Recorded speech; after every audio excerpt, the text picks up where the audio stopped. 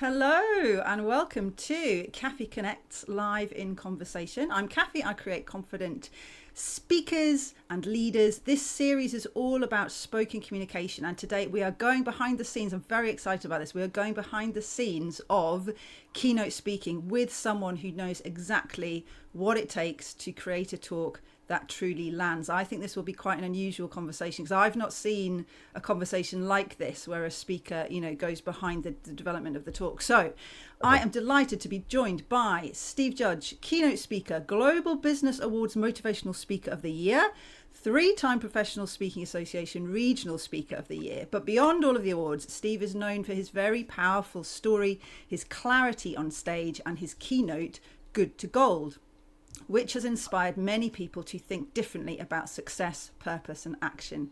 Steve, welcome. It is brilliant to have you here. Thank you very much. Yeah, it's a very nice introduction. Goes on a bit, doesn't it? There's a lot that I've done. There's a lot that you've done. Yeah. And that's with a lot cut out, to be honest. I mean, that's just the headlines, isn't it? So, it is.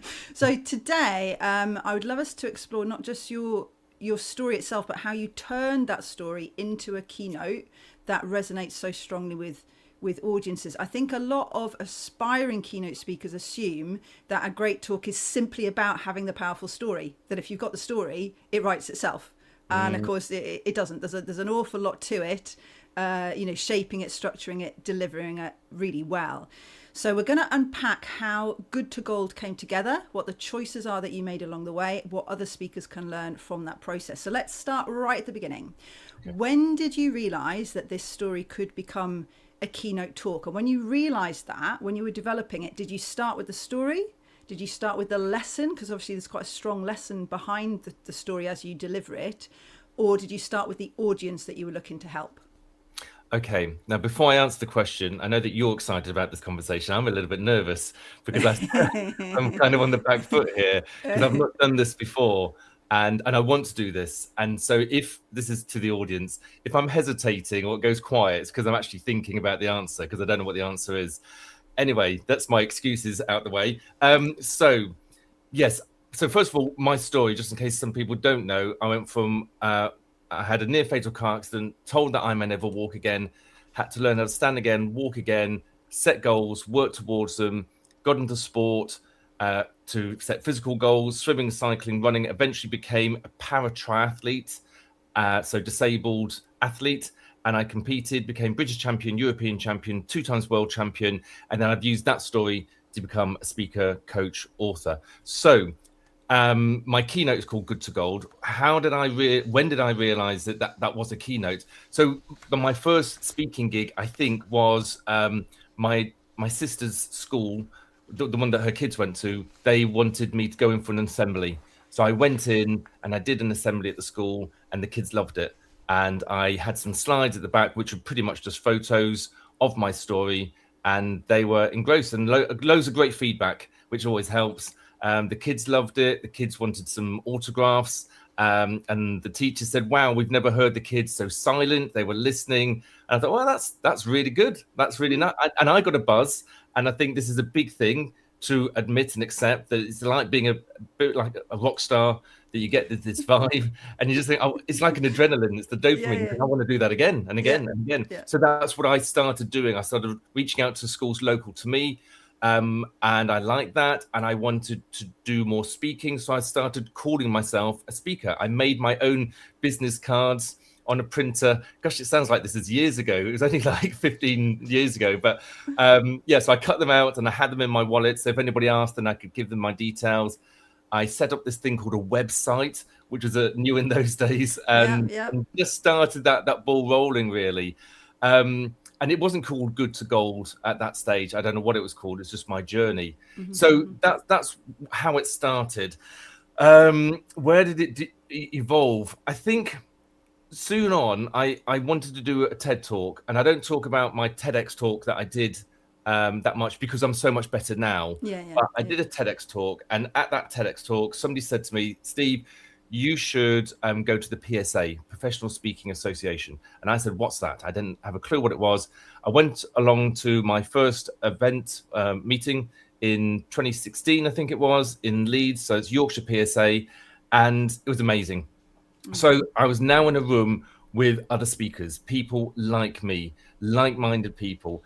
And I went in there with an amazing story and a lot of confidence. And I thought that that's all you needed. And I very quickly realized that you need an awful lot more than just the story and a lot of confidence. And so that's how it evolved, really, bit by bit, and thinking about more about what's in it for the audience. Storytelling is great, and if you want to be a storyteller, brilliant, but that's not a keynote, and you won't really get paid for that, or you won't get paid very well for that. You need to be a keynote speaker. You need to have takeaways. You need the audience to take action, and we'll talk about that later. So it evolved, and eventually, 10 years later, I've got a great keynote now. I guess it took a couple of years for it to actually become a proper keynote, though. And that's a really important distinction, because, as you say, a life story on its own, even an amazing, powerful story like yours, on its own is not necessarily a keynote. So it becomes a keynote when there's a message, a purpose, a benefit for the audience. So your keynote now, as it stands now, is based around the idea of going from good to gold. So how did that central concept take shape? Was it obvious when you started thinking about, well, it needs a message? Was that message obvious from your story? Because from your story, you could probably have picked some different messages, couldn't you? But you've gone with this one. So what was it about that suddenly that went to you? Yep, that's the thing I need to talk. That's the process. That's the inspiration that I want to give them. Okay, there's so many things going on in my head at the moment. That's okay. That's okay. How long have we got? It's just like, okay. So let me think. I think when I started off, and this is probably for most speakers, you watch other speakers and you think, I could talk about that. Mental health, I could talk about that. AI, I could do a little bit about that. Goal setting, I could do that. Motivation, I could do. And so I was thinking all of that, thinking about my story. And like you said, that there's bits in it that I could expand on. And things like that I have. And now I do talk about mental health. I do talk about resilience. But my main one is my good to gold. So the question is why? Now, I've always loved quotes. Always. I've got quotes that I've collected when I was a kid on those calendars. I used to take them off and save them. And so giving out quotes was a really good part of my keynote. And it synced in quite well with my story. And that was kind of the takeaway. So why did I concentrate on the good to gold bit? And the good to gold, can I just say, that took ages to evolve. I was really frustrated because I wanted something like that. And I'd seen other speakers. There's a guy called Steve Head, who's an amazing speaker. And he's got a really good, it's like a signature, a golden signature, something that he's remembered by. Right. And this is what you need, really, as a speaker. You need that one thing. You can have lots of things, but initially you just need one thing that people remember you by. And in the entertainment industry, you get this a lot. So the comedian, Mickey Flanagan, a lot of people know him for going out. And that's his golden signature is that joke. He's got a lot of other jokes, but that's his main one. And people know him by that. Chesney Hawkes, one hit wonder, the one and only. He's done lots of other songs and albums, but people just don't, et cetera, et cetera. So what was my thing? And I came up with lots of things. I tried different things. I even had coal to gold because I used to work down the coal pit, and coal is kind of dark and dirty. And I went to gold, which is shiny and big, and the coal to gold, I thought that was great. It just didn't quite work out, and people didn't understand what the coal element was until they learnt my journey, but they needed to hear me speak. So good to gold, you kind of get it. You know what good is, and gold is amazing. And then I was like, but what does gold mean? And for years I had thing of gold, go for your gold. And people, what like the gold medal, like you? I'm like, no, not really, because not everybody wants a gold medal. And they went gold as in money. And I'm like, well, it could be, but it doesn't have to be. It's not money. It's your gold. And they go, what is that? And it was just, I think it was during the pandemic, a lot of time on my hands and going through lots of things. And other speakers have got acronyms. And I thought, I want an acronym. Why haven't I got an acronym? So I got my gold and I thought, I'm going to make this into an acronym. And I forced some words into it, as we do. And they're pretty good. So gold stands for your goal. Gold stands for goal, opportunity, love, and dream. What is that thing that you really want, that thing that will get you out of bed at 5:30 in the morning, that thing that you're excited about, that thing that you're passionate about? What is your gold? And that's what I talk about now. And that's right at the start of my keynote. And that's connecting with the audience. And the audience are going, oh, I don't know what my gold is. What is my gold? I mean, where I am in life is good, but what's my goal? What is my goal, my opportunity, my love, my dream? What is that thing? And that really worked. And that's evolved now from good to gold, because that's what my journey did and continues to go through, from going from wheelchair to world champion, now as a speaker, author, now I'm writing a film, now I'm doing, what's the next thing? And there's always something else. And I want to inspire and motivate people to think about what they really want. Do they want a better relationship? Do they want a better job, better house, better fitness, better health? What is that thing? And so inspiring them to do that, good to gold, kind of makes a lot of sense. Yes, it's brilliant. It's very, very catchy, very memorable. So just delving into that a little bit more about the time period. So if I understand you rightly, you came up with good to gold. Then people didn't really understand what the gold thing was. So then you started thinking, what is someone's individual gold? And then you thought, I'm going to have an acronym. And then you came up with the words of the acronym. Is that roughly the path? Yeah. So what time period is that? Because I'm guessing that wasn't like a few days. Was that a process? Yeah, that's so true. So I was speaking probably for 4 years before I came up with good to gold, and maybe a year later, I came up with what the gold acronym meant. Now, I think what helps on this is things. I've written 2 books. So my first book was Don't Lean on Your Excuses, my autobiography. My second book was Gold. And that's really now the point. I'm not trying to sell the books here. But which came first? So which came first? Did the book come first, or the good to gold title for the keynote? Ooh, I think the gold book. I mean, yeah. So obviously, the autobiography came first. Came first, and then I didn't have good to gold. But as I was writing this one, and that's the point I was getting to, you start having to get all the things that are going on inside your head out onto some kind of screen or paper, pen, and you can start seeing clearly. And you go, oh my gosh, I made connections when I did my autobiography that I didn't realize. Yeah. People call coincidences. You think, no, it's just like the dust is settling. And so when I was writing this one, the good to gold really came in, the 5 winning ways that will unlock the power of your potential, blah, blah, blah.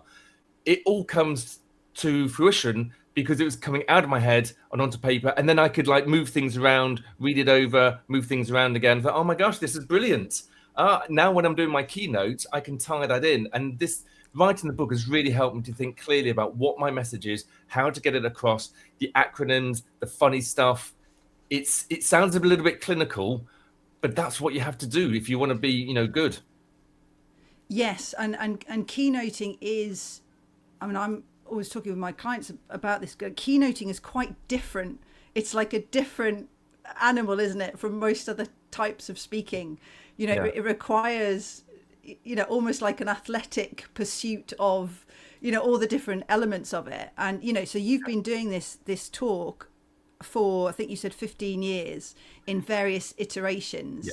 So you were obviously speaking and having an effect on people just with the sheer power of your story. And I'm guessing that the lessons that you were drawing out as you were telling that story in those early days, but then there was a point at which you sort of started to codify it really, and use your story to illuminate the audience's own life.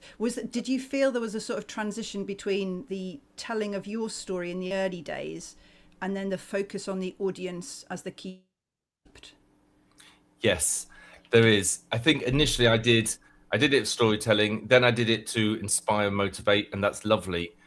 But you need to be more than that if you want to get paid. And longevity, the word longevity needs to be used an awful lot in speaking, because it's all about being out there for a long time. Because how you get more gigs, how you get suggested and everything is people, they've got to hear you, like you, recommend you. We can all have amazing websites and logos and social media and testimonials and a show reel that makes us all look good, but it's word of mouth. Word of mouth is the one that will get you going, and that takes flipping ages. It's so annoying, which is why I'm not there yet. I've been doing it 10-15 years, but word of mouth does work, and people have heard of me. I'm getting bookings because 8 years ago they heard me speak, and now they can book me, things like that. So yes, so longevity and also what's in it for the audience. So an acronym of WIFTA, what's in it for the audience. There's got to be a takeaway. Now, when I talk about this, I want to be other people need to be very passionate about this. So why do I do what I do? And this is when I'm doing coaching with people that want to be keynote speakers or public speaking. My first conversation with them is why do you want to go into this crazy world? And they say, oh, I want to be like a rock star. I want to be like, so yeah, absolutely, tick. Okay, why else? Why else do you want to do that? And so I want to inspire people. And I'm going, yeah, but why? What's it got to do with you? Because you really got to have that why, ask yourself a question, why 5 times and dig down deep as to why, because that will get you going. Now, why I do, and sometimes I don't know why people do it, and it's very interesting to find out why I do it is because I get frustrated and I get angry with people. Let me finish. So because they don't do stuff, they talk about stuff, but they don't do anything. They say, I want to be fitter, and then they don't do anything. They say they want to lose weight, and then they don't do anything. They're unhappy in their job, but they're not looking for a new one. And I just go, God, flipping it. This is crazy. Why are you not doing anything about it? And they go, oh, I ain't got time. I don't know how to do it. And I just look, I want to help you. Hear my story. And so why I do what I do is I don't want to have a catalyst moment of having a car accident or being made redundant or going through divorce. They don't need that.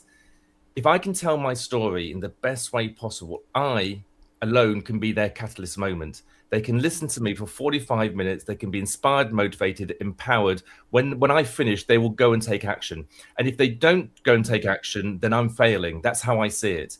So I love to talk to people afterwards and say, what action are you going to take? And that they say, oh, I'm going to go to the gym, or I'm going to do this and that. And if they hesitate and go, oh, I'm not really too sure, I'm like, okay, I need to be better, because what's the point of me doing what I'm doing? So what I'm saying is this is my why, my frustration, my anger, and that's the 20%. And it's good to have that thing, that fire in your tummy to get you going. The 80% that I do is all the action that I take, the social media, the perfecting my keynote, the lead generation, the marketing, the taking action, so that I can sort out the 20% of the anger and the frustration. And so keynote speakers need to know why they're doing all of this, because that will keep them going when they feel like giving in. And they will feel like giving in. That sounds negative. They may feel like giving in. It's just that I've seen it. I've seen people come and I've seen people go. I want to be keynote speaker, and they do everything and they're ticking all the boxes. And 2 years later, I don't know where they are. They've gone back to their normal job because they couldn't make it work. And I get it, because it's a really, really hard industry. It's like, being a singer in a band, and you go from pub to pub to pub, and you never make it. You never make it onto the X Factor. You never make it into the charts or anything. And then they give up on their dreams. And I get it. But the longevity, if you keep going, eventually it will work. But you've got to know why you're doing it, because that will drag you out of the bad times.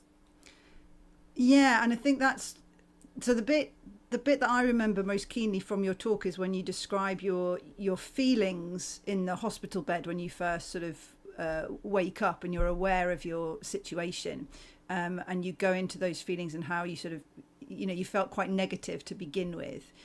And so exactly what you're saying there is that if they can experience that with you, it's like a vicarious experience, isn't it? So if they can sort of experience that rock bottom moment with you, that you hope therefore that they don't have to experience that moment in their own life to take that level of inspiration for action.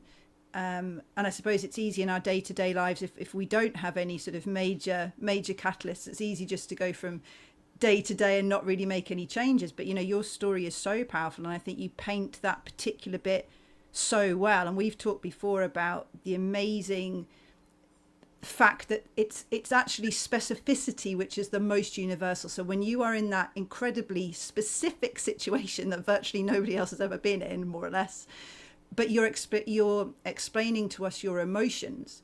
All of your emotions are things that we have all experienced at different points in our lives, and the way that you share those emotions, we really feel it, and we pull things out of our minds when we have felt like that before, and it sort of coalesces into an understanding of where you are at that moment. I think that is as you say, that is hugely powerful, and that is what inspires action. It's not just, here's my story, now you should go and do this. It's that you bring the listener. I think this is probably also something that's developed over many, many years, your ability to bring the audience into that moment such that they are inspired for action.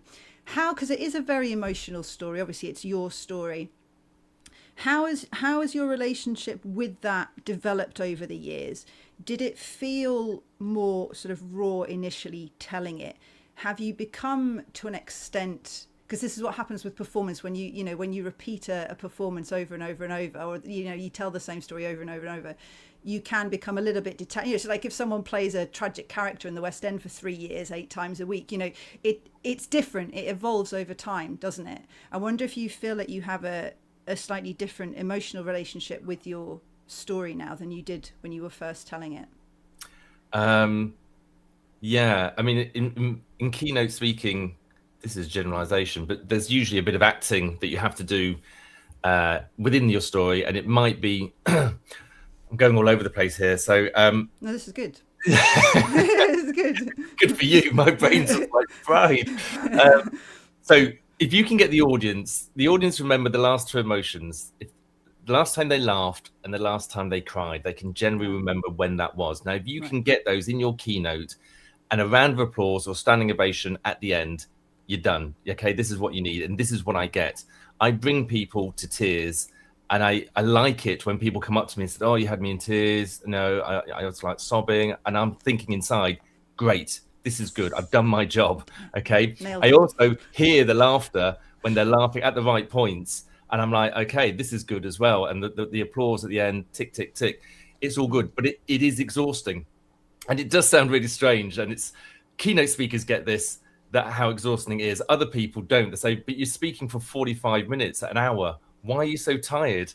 You're like, because you're giving your heart and soul. Absolutely, it's not, even if you're acting, you're giving your heart and soul on that. You're talking about your emotions, but you're taking yourself back to that time. When I was writing my autobiography, my book coach said, "Be careful, Steve. You're going to take yourself in some really dark times to get everything into the book. When you finish writing for the day, you've got to remember where you are now, that you're not there. Remind yourself that everything's good now and you can just move on."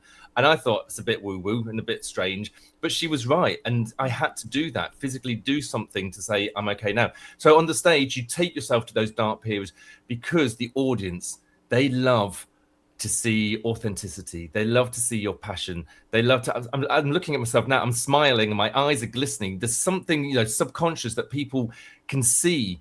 And I talk about the dark times and people can see that, feel that. I talk about the good times when I ran for the first time and I'm smiling and I can see the audience is contagious, that they're smiling because I'm smiling, everybody's smiling. They can see the energy. They can see that I'm loving doing what I'm doing. And I do love doing what I'm doing as a speaker, so you've got that coming out. I'm running up and down the stage. I'm not saying everybody has to. This is my style. This gets it out of me. And by doing that, you portray everything over to the audience and they're on your journey with you. It's storytelling, but it's emphasized storytelling, which is why it's so exhausting. But that's what you need to do.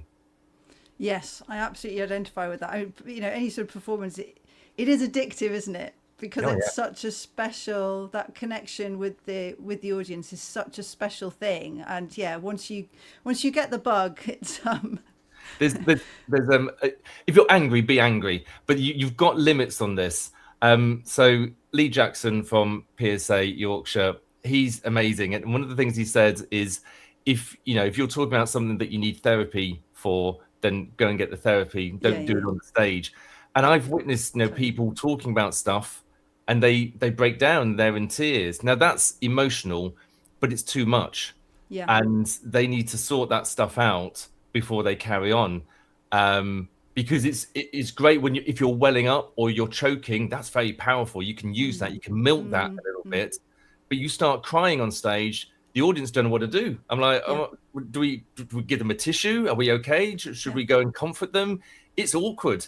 And so you've got to make sure that you set your own boundaries on the emotions that you say. Again, if you're angry, show that you're angry. But if you start ranting and swearing and ramming things down, people go, whoa, what's going on here?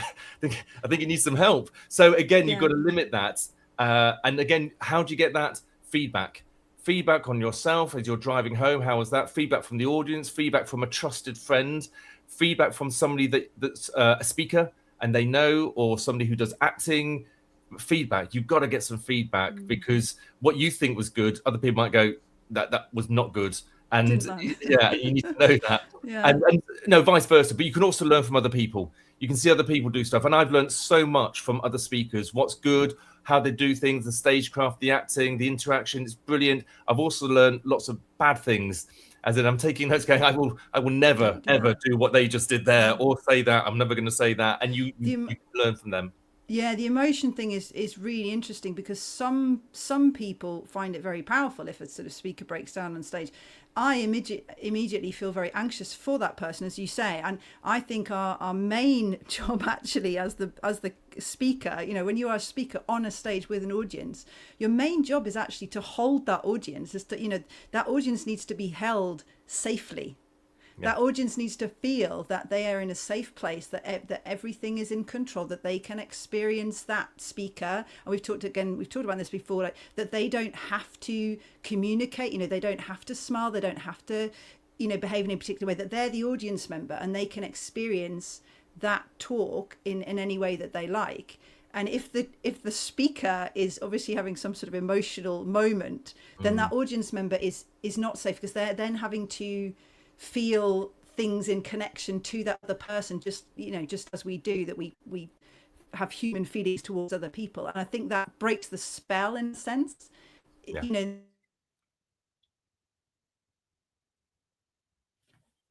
experiencing that talk the way that they should be able to. So absolutely there. Moving on a little bit too about the structure of the keynote. So because I know that this has again developed over the years. So if we look at the point where you've got good to gold, you've got your acronym for gold. So, you know, the book is written, you know exactly what you want to do with it now. I'm guessing some sort of restructuring took place at that point. How did you decide? Because I think yours is interesting because you put the story through the acronym. Yeah. In a sense, you don't sort of tell the story, and now you've heard my story, here's what I want you to take away from it. It's not like that, is it? It's a through line story, which is very, very powerful. But the audience keeps getting pulled back to their own life. So listening to your story and engaging with it, but then there's these points where they come back to their own life. So they're having to, I love the phrase matrix of meaning, that we have a matrix of meaning. We're constantly attaching emotions and meaning to things we already have in our minds. So that's what that does. We're listening to a story and we're experiencing that story, and then we hear, you know, the G or whatever, and we try to apply that to our own lives, and then we've moved on to another piece of your story, and it goes like that. How did you decide how to do it? Like, how did you decide to do it like that, and not, as I think is the more common way, which is, here's my story, here is the takeaway? Oh, so again, a lot of it is just stuff that I've come up with that seems to make a lot of sense. So it's evolved, and I love the word evolve. And it's like a big piece of clay that I'm slowly adjusting bit by bit, and it's getting better and better. It's never finished. You know, there's no such thing as perfection. So I'm working on that. I guess, again, my second book, Gold, gave me some structure, the 5 winning ways. And I wanted to get those 5 winning ways in. And I worked out that they slotted in quite nicely with the flow. So it is a flow. There's obviously highs, there's lows. You've got to put those in. And it goes from wheelchair to world champion. And what's really nice is it finishes on where I am now in the speaker world, which is business. And if you want to get paid, you really want to be speaking at businesses or corporations, because they've got money. And that's what you need as a business owner. Follow the money. If you're talking about growing your leg back or standing again or becoming a world champion, people might not be able to relate to that. It's a lovely story, but they're going, yeah, but I don't want to become a world champion. But when you get to the end, it's like, this is what I want for my life, you know, fit, healthy business. People go, oh, I do want some of that. Tell me more about, and you've worked your way up to that.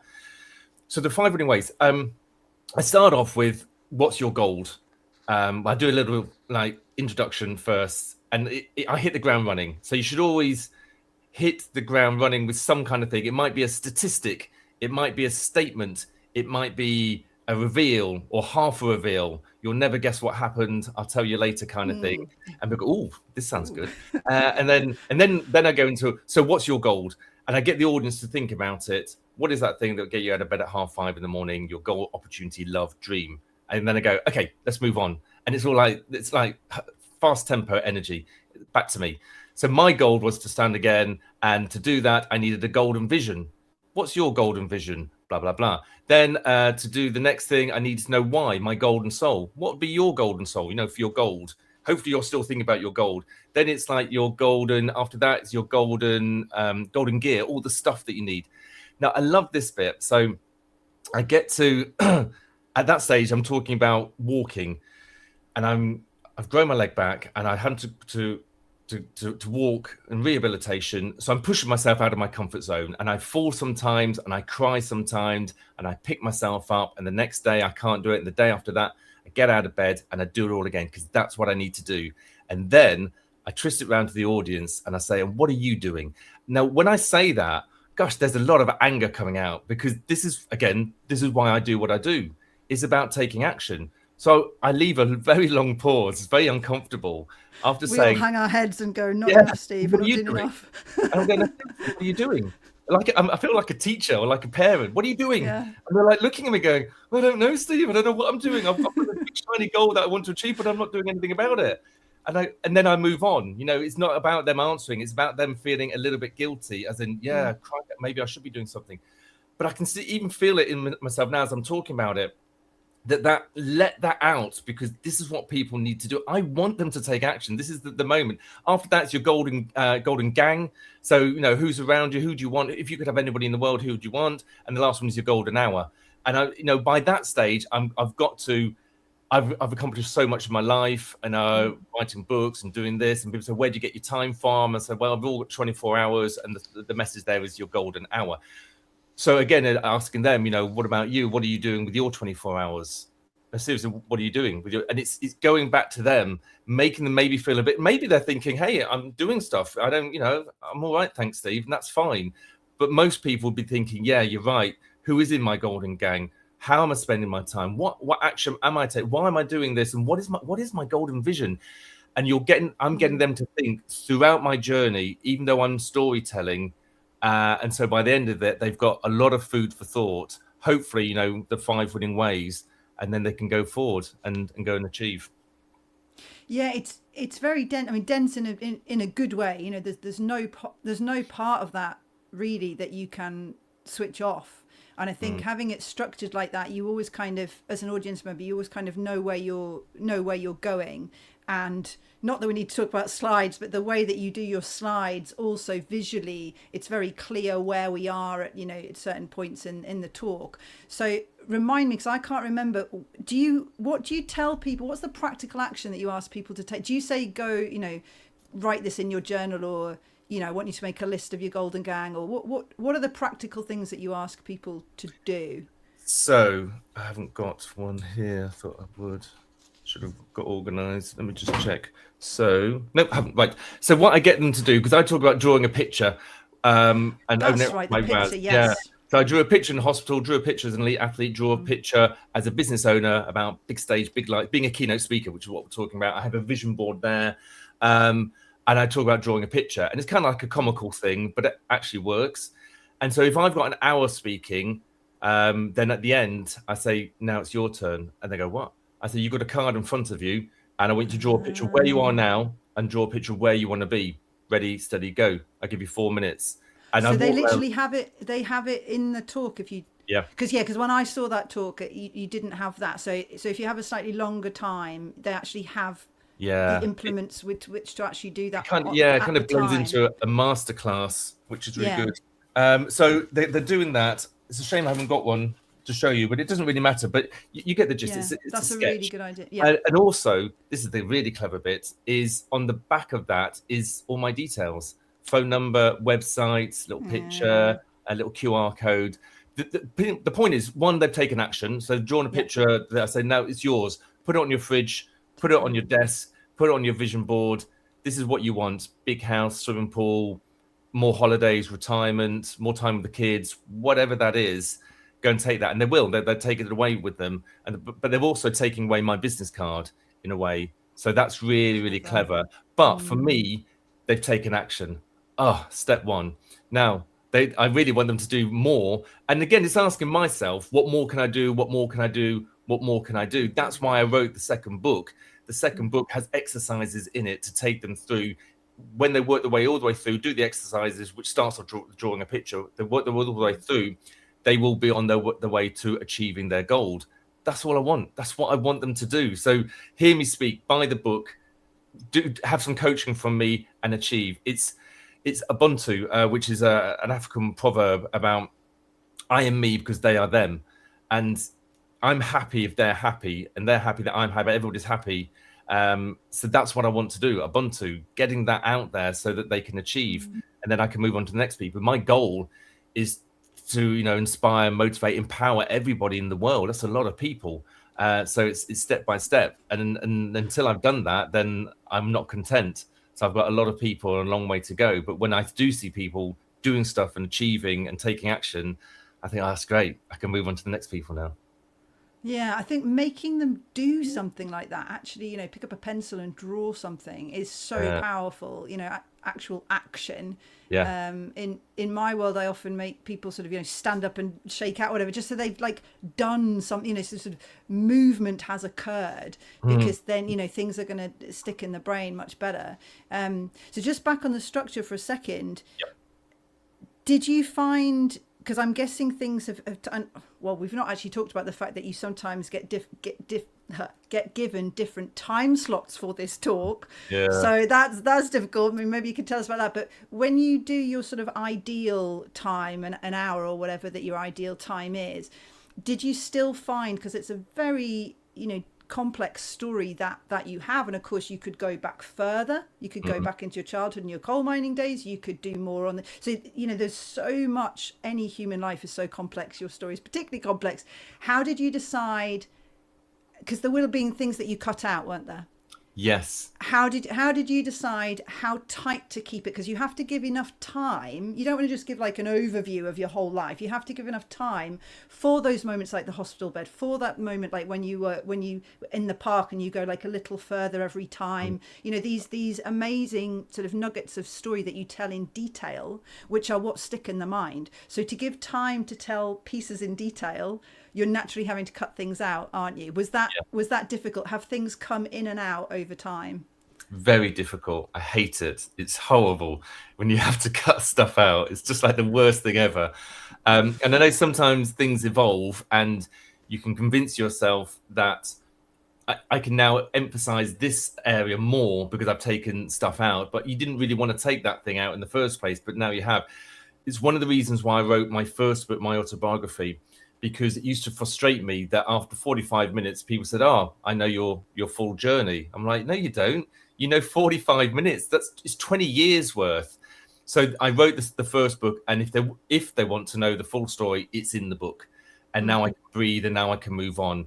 So it's like my keynote is like a trailer to my life, I guess, in a way, and that helps a little bit. It is a nightmare when, you know, the 45 minutes, I'm comfortable with that. I've got the good bits. There's a lot that I miss out. And when I think about it, it's heartbreaking because I kind of grow my leg back and then I start swimming and cycling, and like soon I'm a British champion. And I think that was 7.5 years. Yeah.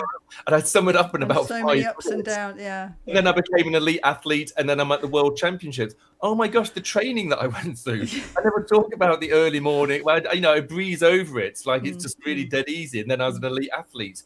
I'm like, oh God, there was years of training that I haven't got time to go into that. And the same with work, you know, and then I got a phone call and I got this big gig.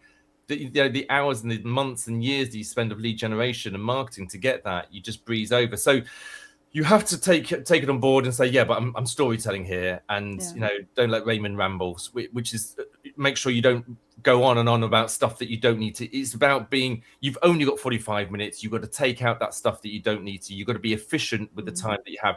A really good example is to get the story across is I was in the car accident, and I used to say the emergency services came and they took me out of the car. Then that changed to they dragged me out of the car, which isn't much more time. Then I said they dragged me out of the wreckage, which is better. And people think, oh, the wreckage. And this is from writing it down over and over again. And then now it's evolved to they dragged me out of the wreckage along with what was left of my legs.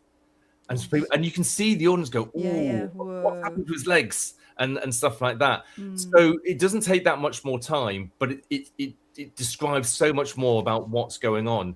And the only way I've done that is by writing a script. I've got Here's one I prepared earlier. So this is a 15-minute script that I had to do, 45 minutes down to 15. And yeah, every single word is typed up and addressed and taken stuff out and put stuff in and swapped around. And it took me ages. And then I rehearse it and I go through it enough so it sounds natural. And it is natural. It's my story. Yeah. So I know it. I just got to make sure that I don't ad-lib.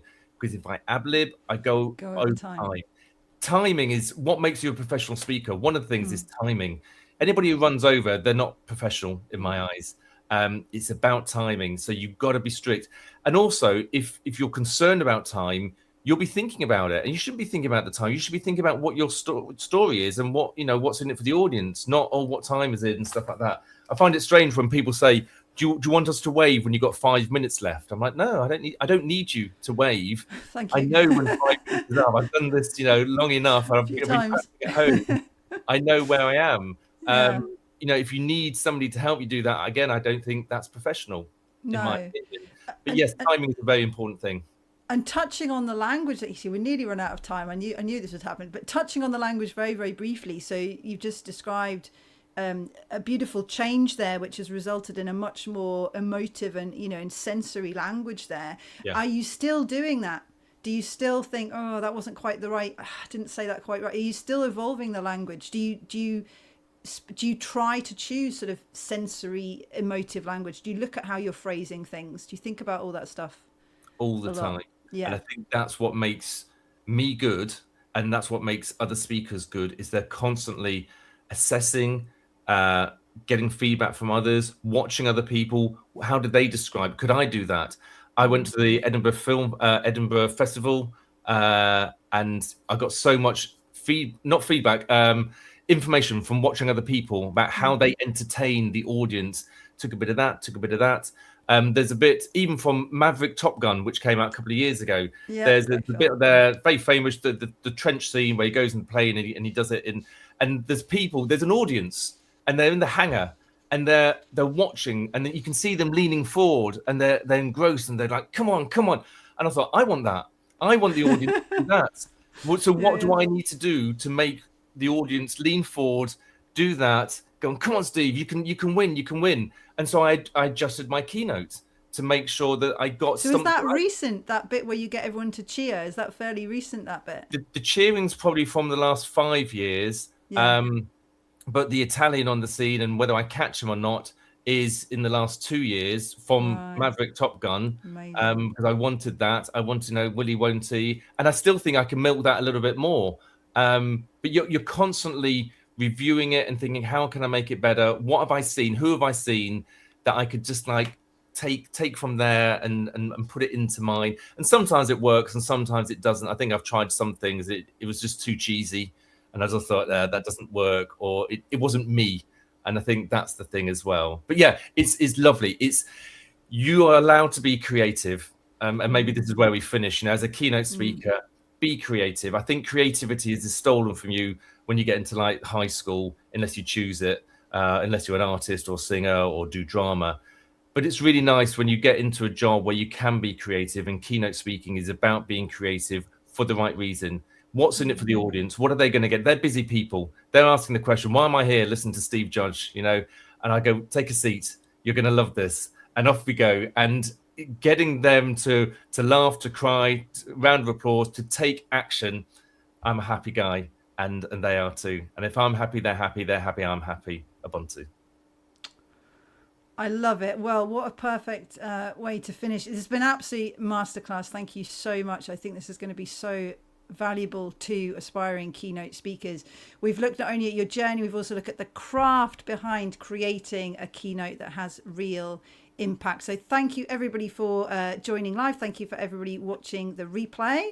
This has been Cafe Connects live in conversation with Steve Judge. And if this conversation has been useful, please do share it. So many golden nuggets in this conversation for aspiring keynote speakers. So thank you so much, Steve, and I shall see you again soon. Will do. Thank you very much, Kathy.